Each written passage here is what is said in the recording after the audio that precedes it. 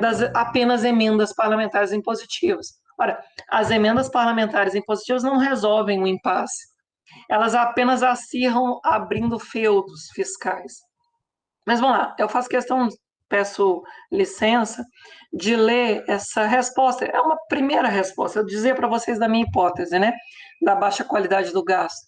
Aqui é uma hipótese que eu tentei resumir de forma grosseira, simplificada. Eu sei, eu peço desculpa, vocês têm bibliografia muito mais sofisticada a respeito, mas assim, eu preciso pactuar algum conceito com vocês e eu estou trazendo o meu conceito, que é um conceito de aproximação, não é um conceito definitivo. Eu já sei que ele é um conceito por si só precário, limitado, insuficiente, mas ele precisa ser um ponto de partida, não um ponto de chegada. Então, feito esse pedido de desculpas, vamos lá.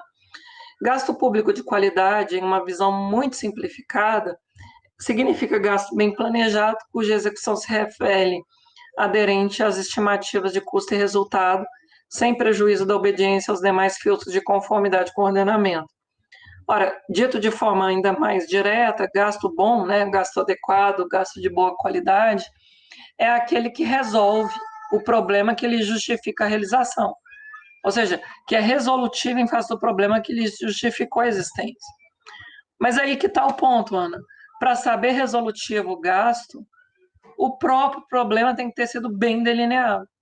E suas várias rotas de enfrentamento, é como se a gente tivesse que testar todas as possíveis soluções, né? Assim, se vai ser PPP, se vai ser convênio, se vai ser um contrato de gestão com a S, se vai ser contratação direta na Lei 866, ou se vai ser concurso público para execução direta dentro da administração direta ou da administração indireta, tudo isso tem que ser cotejado, inclusive com custos intertemporais.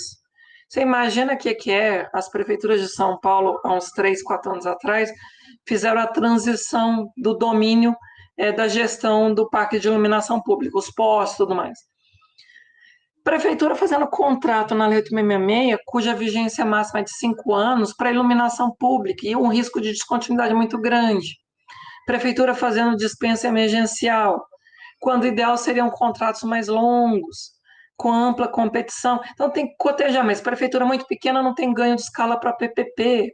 Então, assim, esse debate é um debate que vai ter que lidar com todas as variáveis em jogo, né? E eu digo, agora, o problema tem que ter sido bem delineado, as rotas de enfrentamento também têm que ser sido testadas, analisadas, sob pena de a gente voltar àquele ciclo vicioso e não virtuoso, de não saber o que se faz, de tentativa e erro. A gente não aprende com os erros do passado. Esse é o debate que mais me incomoda, como alguém que já foi do executivo na área de gestão e agora está no órgão de controle, que a maioria das pessoas não se ocupa disso, né? Mais uma vez, eu trago uma síntese que eu sei uma síntese precária, mas eu preciso tentar propor para vocês algumas reflexões. Quais são as maiores fragilidades que me ocorrem no acompanhamento das contas das prefeituras, mesmo da administração indireta, direta do Estado de São Paulo, quando eu vejo as contas de uma Secretaria de Educação, as contas do Tribunal de Justiça, as contas da Secretaria de Administração Prisional, as contas da Secretaria de Segurança Pública, agora mesmo eu estou com as contas da Secretaria da Fazenda, né, do Estado de São Paulo. Então, assim, quando eu vejo essas grandes contas, quando eu analiso os dados aqui do Estado de São Paulo, dos municípios paulistas, é infelizmente recorrente essa constatação. Mesmo o Estado de São Paulo, Ana, ele incide nesses problemas. Você veja a crise hídrica de 2015. A crise hídrica de 2015 não foi um fato isolado.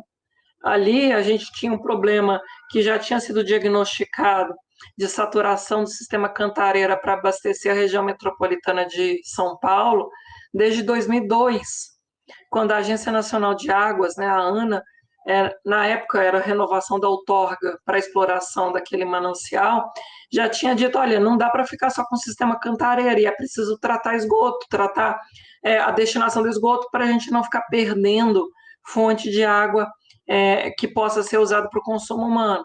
Então, assim, desde 2002 se falava do problema, chegou em 2015, naquela ameaça de racionamento de 5 dias sem água para 2 dias com água por semana. E a fragilidade ali, você pegava os PPAs, eu tive essa oportunidade na época de levantar alguns PPAs, junto até com vocês aí, alguns alunos do curso de gestão de políticas públicas. A gente tinha feito esse debate, peraí, os PPAs são lacunosos, os PPAs, eles não enfrentam a raiz dos problemas, eles se repetem e, na verdade, eles não conseguem aprimorar as próprias metas, as metas são feitas protocolarmente. Essa ausência de planejamento suficiente é uma realidade da maioria dos entes da federação, né? E eu digo mais, Ana, o maior problema que eu vejo nas prefeituras é que se contrata a PPA da Oiloa, junto a consultorias contábeis, jurídicas de informática, como a gente compra pacote Office lá da Microsoft, que vem Word, Excel, PowerPoint e só, assim, sabe? Aquele modelo pasteurizadão, grandão, genérico. Então, assim, não tem diagnóstico circunstanciado da realidade local.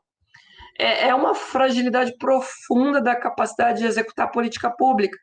Se eu compro um modelo genérico, né, literalmente é impossível fazer política pública.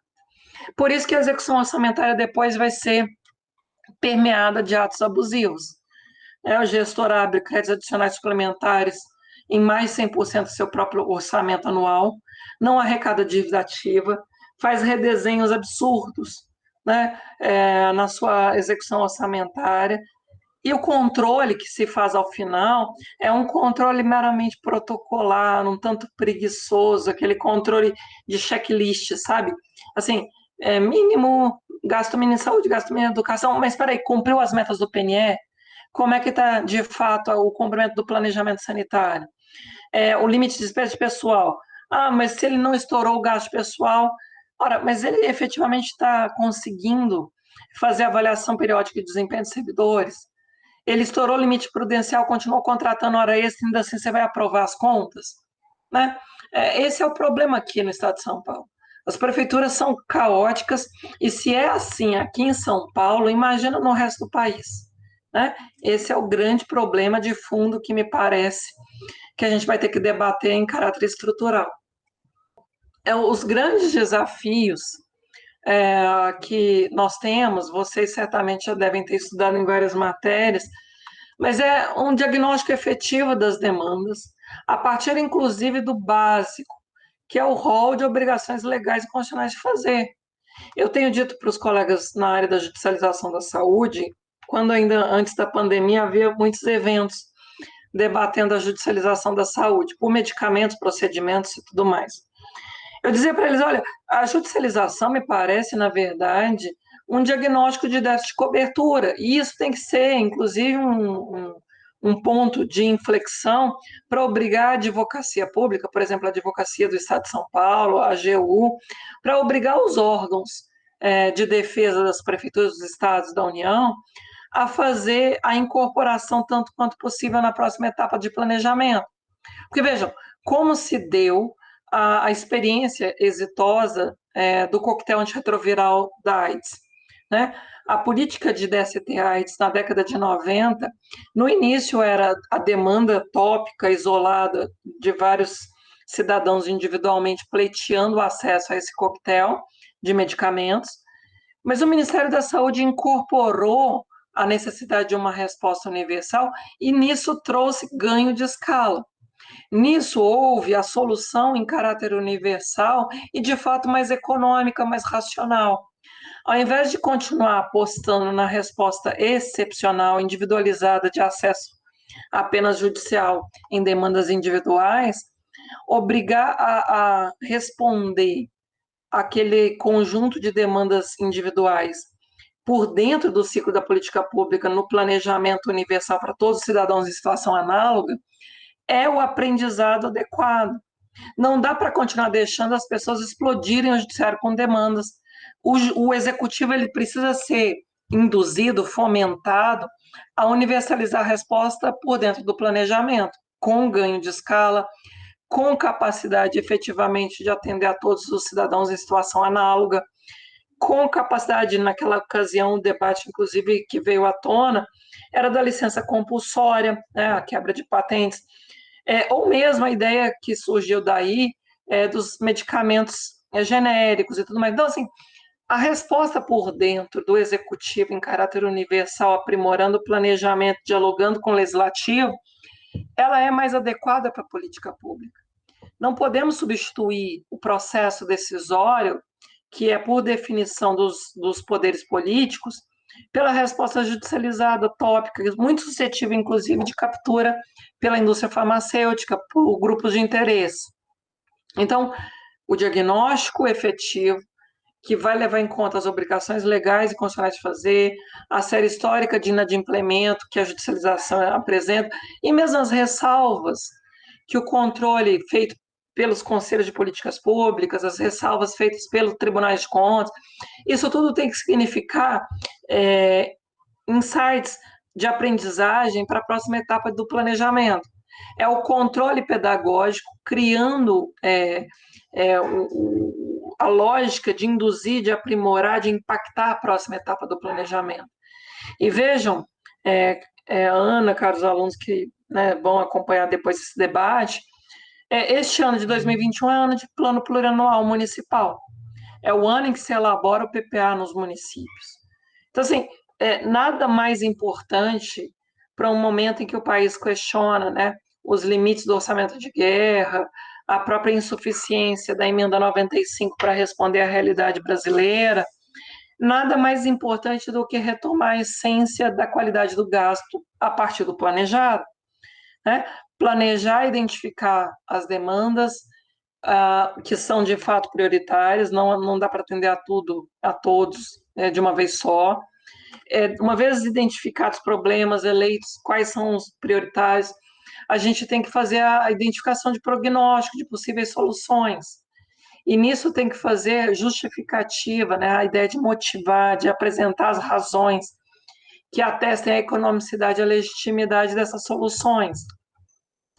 Sobretudo distribuindo a responsabilidade de execução na base, que é essa dimensão de coordenação e descentralização, e o controle de conformidade, mas não apenas de conformidade, está tudo ok com a lei. Não, é o controle de aderência entre o planejado e o executado. É o controle que a gente chama, na esfera do sistema de tribunais de contas, de controle operacional. Operações, o como se faz, o como se entrega aquela política pública. Não basta só falar que está dentro da lei, mas como se executou, é eficiente, de fato atendeu às demandas da sociedade. A gente tem que pensar nas variáveis por inteiro. Certamente vocês vão ter, ao longo da disciplina, oportunidade de estudar isso com mais vagar, mas eu faço questão de dar uma pequena pincelada nas 3 grandes leis que integram o ciclo orçamentário. No plano plurianual, me parece muito importante, embora a gente não dê tanta importância, não paremos para pensar nisso, mas para mim a essência do PPA não é nem o elenco de despesas de capital que exorbitem o exercício financeiro. O núcleo do PPA são os programas de duração continuada. Ou seja, é aquilo que entra governo, sai governo, tem que permanecer. No direito administrativo, a gente tem um princípio que se chama continuidade dos serviços públicos. A gente tem que resguardar que os serviços públicos não sofram essa ruptura abrupta. Ora, a garantia disso, do ponto de vista financeiro, no ciclo orçamentário, é a inserção no PPA. O nosso encontro hoje está muito animado. Nós estamos tratando de temas polêmicos e técnicos. Espero que você goste.